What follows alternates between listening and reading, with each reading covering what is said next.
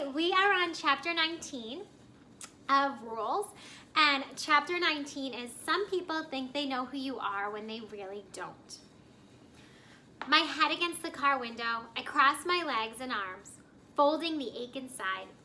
Beside me, David holds his hands over his ears. Did David do something to upset you?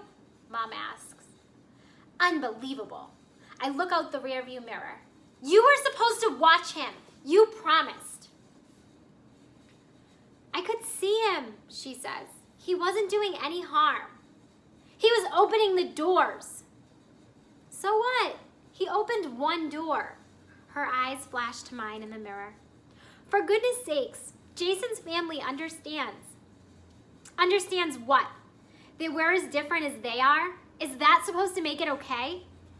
Shh, Mom says, her eyes moving to David.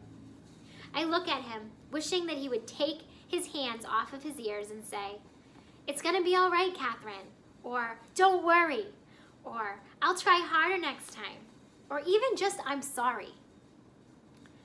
But he only sits, rocking gently, with a faraway smile on his face. "Do you want me to call Mrs. Morehouse and apologize?" Mom asks. It's too late. I turn to stare unfocused out the window, the side of the road becoming a sand-colored smear. Jason asked me to the community center dance. When I said no, he asked if I was embarrassed about him. Are you? Mom asks. No. Well, the rest of the world isn't like the clinic. Other places, people stare, or they hurry away, and I don't know what they're thinking. Oh, isn't that too bad? Or what's wrong with that kid? Or woo, I'm glad that's not me. And I just get sick of it.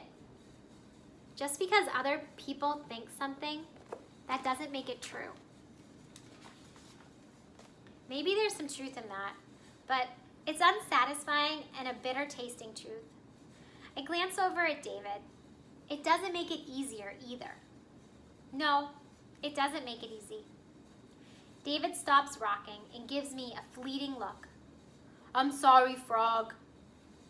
For once, Mom doesn't correct him.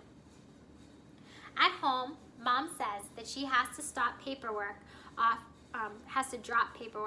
at a few clients' houses.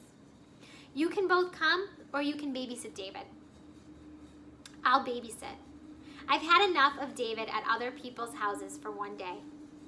I dump a puzzle on the living room floor, glad for the simple right and wrong of a single perfect fit. "Where's the sky, Frog?"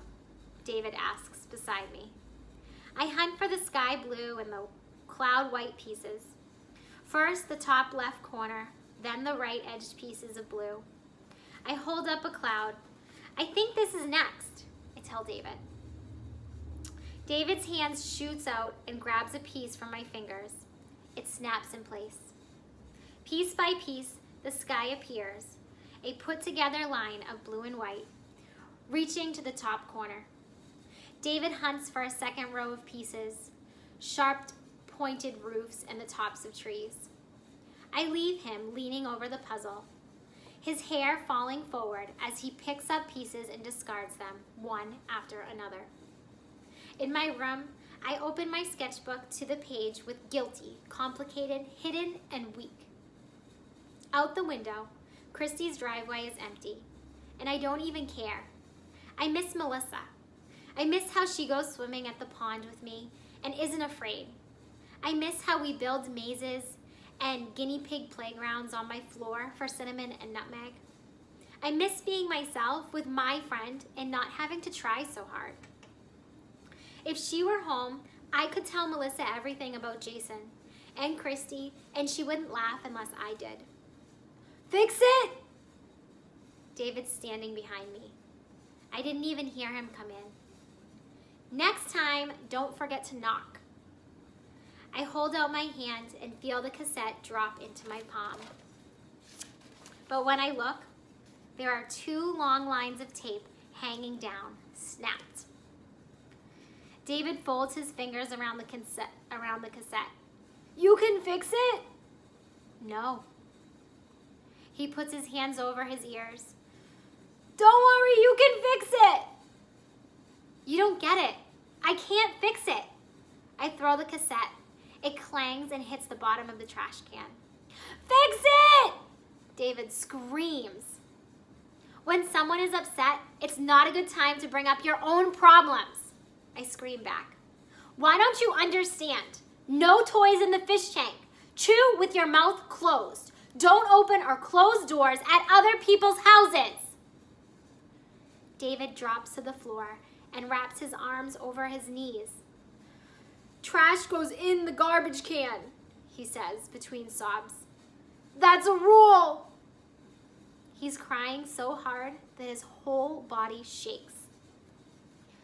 I get David's cassette from the trash, but it's too broken. I can't fix this, I tell him. Tears fill my eyes. I walk over and kneel beside him. Circling his knees and shoulders with my arms, I lay my chin on David's hair. I'm sorry, I whisper. I'm sorry, Toad. Each phone ring sounds like a long breath in my ear. One ring, breath. Please be home. Beside me, David leans against my arm. 2 rings, please listen. 3, please. Hello? Hi, it's Catherine. When Mrs. Morehouse doesn't say anything for a split second, I think about hanging up. But somehow, I squeeze the words around the lump in my throat. Can I talk to Jason? Mrs. Morehouse pauses. Just a minute. Waiting, my heart throbs. Please, please, please. Catherine, Mrs. Morehouse says. He doesn't want to come to the phone. Would you tell him something for me? Would you tell him that I'm sorry and that I'd like to invite him to the dance tonight? She sighs. I don't know. I'll be there in an hour. Please tell him that I really want him to come. I give her the details, even though she won't even promise to tell him. Hanging up, I tell David, now we're calling Dad. The pharmacy worker who answers the phone tells me that Dad's busy, but I tell him that it's an emergency. Catherine, what's wrong? Dad asks. You need to come home, I say. But on the way, you need to stop at the mall and buy a cassette of Frog and Toad Together by Arnold LaBelle. It's very important. Are you writing this down? Catherine, I have to. We matter too, I snap. You need to buy Frog and Toad Together by Arnold LaBelle and a new cassette player and come home right now. Of course you matter. Just give me a few. I hang up. After changing into my favorite jean skirt and black tank top, I sit on the front porch with David, brushing my hair and watching the road. 23 cars later, Dad drives in the driveway. Come on, David. I take his hand. I'm going to a dance. And that's the end of the chapter.